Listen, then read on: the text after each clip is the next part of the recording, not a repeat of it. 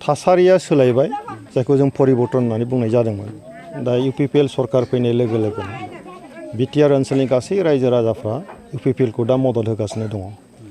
सानफा एफा जों गोदान मोनसे स्किम जोंनि बिटिआर सरकारा प्रमद बर'नि दैदेननायाव बानायगासिनो दङ आरो बे स्किमफोरखौ रायजोनि खाथियाव लांनो नाजागासिनो दङ गोबां मोजां स्किम होबाय बेनि गेजेराव नों इडुकेसन डिपार्टमेन्टआव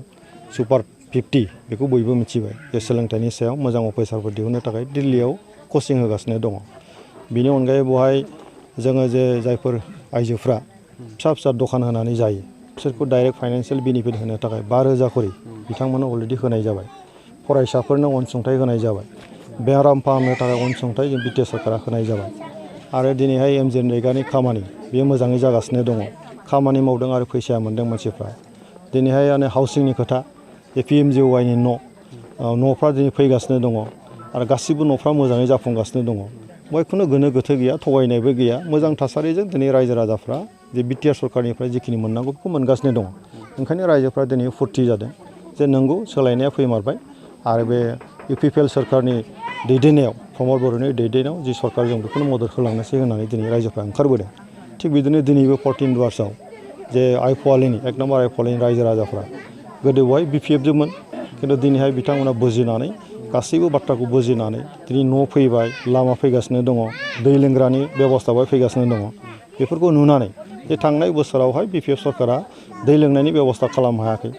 बिसोर 15टा बोसोराव गंब्रैसोल' दै लोंग्रा बेबस्था खालामदों जोङो दिनैहाय 1.5 बोसोरावहाय बुंनो थाङोबा 1 बोसोरावहाय 14टा दै लोंग्रा बेवहाय जोङो बेबस्था खालामना होनाय जाबाय दा लामाया जागासिनो दं न'आ फैगासिनो दं बेफोरखौ नुनानै रायजोफ्रा दिनैहाय इउ.पि.पि.एल दोलोखौ मदद होनो फैदों दिनै खोब मोजां बे गासै रायजो राजाफ्रा गामि सुद्दायैनो बेवहाय दिनै इउ.पि.पि.एलआव हाबफैदों बेनि थाखाय आङो आइफवालिनि गासै रायजो राजा बिथांमोननिसिम आङो साबायखरखौ बावो सार नाथाय बबेबा जायगायाव बिजेपि आरो कंग्रेसफ्राव खायफा जइन जादों इउ.पि.पि.एलआ खामानि मावाखैना दा बेफोरो राजनितिकआव बबेबा जायगायाव बेबायदि एफा एनै थासारिया जाया नङा जायो नाथाय अभारअल जों नायगासिनो दङ जे बेवहाय जितु बिटिआर ओनसोला मोनसे आन्दलन खालामनानै मोननाय मोनसे फिथाइ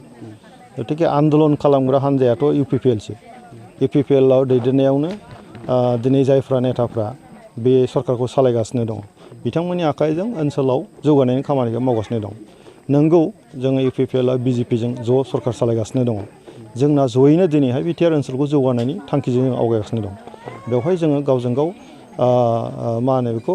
उमुगा मोजां मावदों उमुगा मोजां मावाखै बिनि बाथ्रा फैया दिनै जों मोनसे क'लिसन सरकार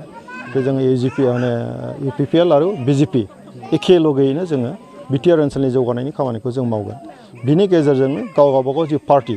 बे पार्टिखौ स्ट्रेंथेन खालामनाया बे पार्टिफ्रा गावबागाव नाजालायखायो बेनि गेजेराव ओनसोलाव गासै थासारिखौ नायोबा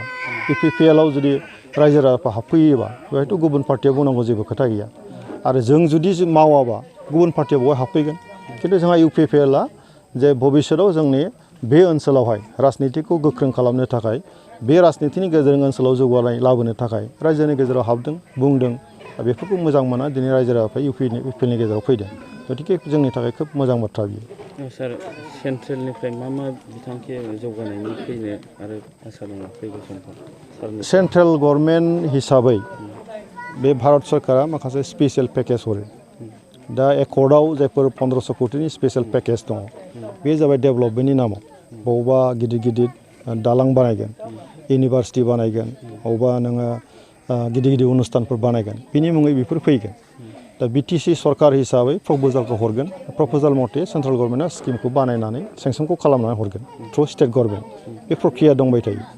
दा सेन्ट्रेलनि माखासे फैसा बेबो फैगोन स्टेट गभर्नमेन्टनिफ्राय माखासे फैसा बेबो फैगोन बेखौ लाजोबनानै बिटिसि सरकारा प्लेनिं खालामनायनि खामानिखौ मावगासिनो दङ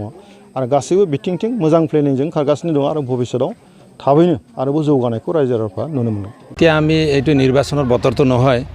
মানে আমি 1.5 বছৰ শাসনত থকাৰ পিছত যোৱা 17 বছৰত বিপিএফৰ সময়ত বিপিএফৰ 17 বছৰ শাসনত থকা সময়ত ৰাইজে কি পাইছে কি পোৱা নাই আৰু ৰাইজৰ বা নিজৰ এৰিয়াৰ কি ডেভেলপ হৈছে হোৱা নাই এইটো সব ৰাইজে দেখিছে তো এইবাৰ কিন্তু 1.5 বছৰৰ ভিতৰত আমাৰ বিটিআৰ চিফ প্ৰমোদ বড়ো ডাঙৰীয়াৰ নেতৃত্বত মানে বিভিন্ন ধৰণৰ আঁচনিবিলাক লগতে বিটিআৰৰ সকলো দিশত মানে আগবঢ়াই লৈ যোৱাৰ কাৰণে তেখেতে যি পৰিকল্পনা কৰিছে তাত এতিয়া ৰাইজে লাহে লাহেকৈ বুজিছে লাহে লাহে বুজাৰ ফলত ৰাইজে এতিয়া অনুভৱ কৰিছে বা উপলব্ধি কৰিছে এতিয়া আমি প্ৰমোদ বড়ো ডাঙৰীয়াৰ নেতৃত্বত যি চৰকাৰটো চলি আছে আৰু এই চৰকাৰৰ লিডিং দলটো যি আছে মানে ইউ.পি.পি.এল এই ইউ.পি.পি.এল দলত মানে থাকি আমিও আমাৰ লগতে আমাৰ এৰিয়াৰ আমাৰ জনসাধাৰণৰ আৰু বিটিআৰৰ উন্নয়নৰ কাৰণে কাম কৰিব লাগে বুলি এতিয়া ৰাইজে মানে আমাৰ দলত যোগদান কৰি আছে আৰু কি ডেভেলপ নে এনে আমি আমাৰ কথাটো আমি বিভিন্ন আঁচনিবিলাক দেখিছে শিক্ষা দীক্ষাৰ ক্ষেত্ৰত বিশেষকৈ প্ৰমোদ বড়ো ডাঙৰীয়াৰ নেতৃত্বত বা তেখেতে মানে নিজেই বিশেষকৈ ইয়াত বেলেগ ধৰণৰ এটা পদক্ষেপ হাতত লৈছে মানে এডুকেশ্যন ছাইডটো তেখেতে বেছি গুৰুত্ব দিছে মানে এডুকেশ্যনৰ ফালে ডেভেলপ যদি নহয় আমি অলৰাউণ্ড ডেভেলপ আমি হ'ব নোৱাৰিম আমি শিক্ষা দীক্ষাত বহুত পিছ পৰি আছোঁ আমি চৰকাৰী স্কুলৰ পৰা আপোনাৰ চৰকাৰী স্কুলৰ স্থিতি যদি আমি চাওঁ তেনেহ'লে আজি চৰকাৰৰ ফালৰ পৰা বহুত মানে ইয়াত আঁচনিবিলাক আহিলেও আমি এই আঁচনিবিলাকটো ভালকৈ ৰূপায়িত কৰিব পৰা নাই আজি মানে এছ.এছ.চি. হওক ডি.পি.পিৰ আৰম্ভ কৰি এছ.এছ.চি. আৰ.এম.এছ.এ. ৰুচাৰ যি স্কিমবিলাকটো আছে এই স্কিমবিলাকটো আমি কিমান